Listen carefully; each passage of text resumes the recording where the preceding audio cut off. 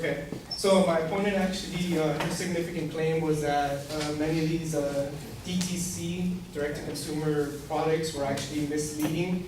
And there's actually various laws that the FDA actually requires you to inform the consumers about the drugs.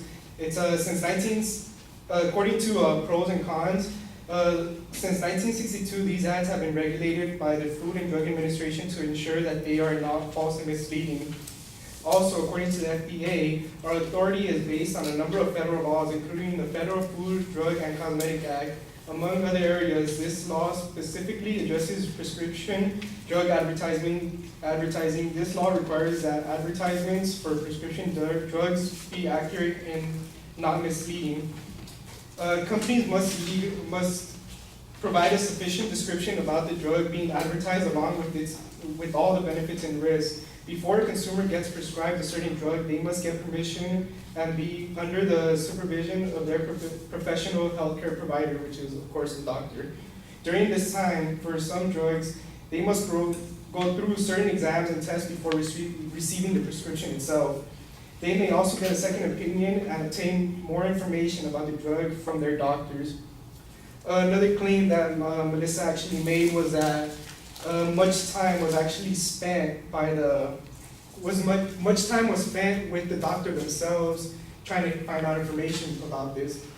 This I don't see really to be a problem because many doctors actually do not find it a problem to actually give you information about the drugs themselves.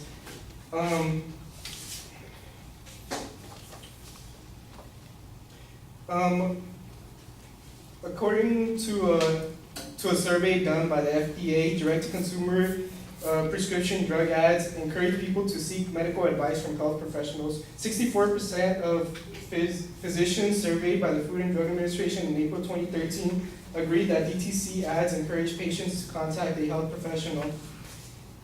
And in reality, only a handful of these people actually do end up getting the drug itself. Many of them actually either receive a different type of brand, a more generic brand, or get a non-prescription drug instead of the brand itself, instead of the DTC advertisement itself.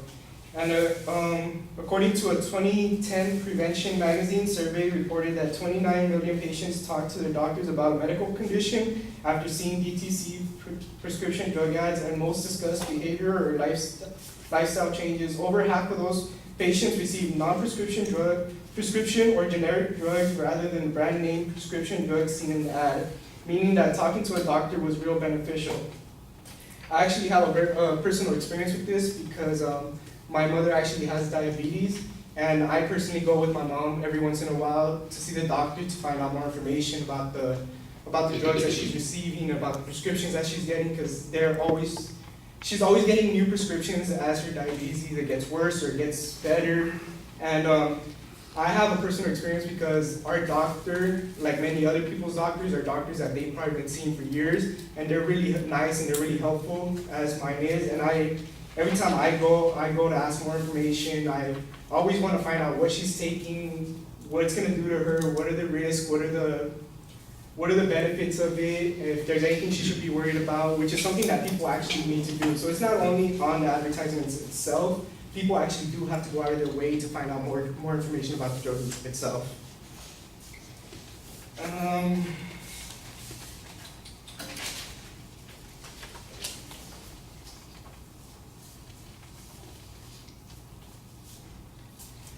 Okay, another claim that my opponent had was that the regulatory on these drugs are actually really ineffective. There's actually several laws that do take place, and it's not only up to the laws itself that need to be taken into concern when it comes to these medications, because there's actually doctors that do go through many years of schooling in order to actually do experiments and to study these drugs instead of just giving it to the patients themselves. Obviously, there's going to be health risks, there's going to be other things, there's going to be pros and cons. Some of the cons are really unpredictable, but they do their best to actually find out what those pros and cons are for every single drug. And I believe that is it.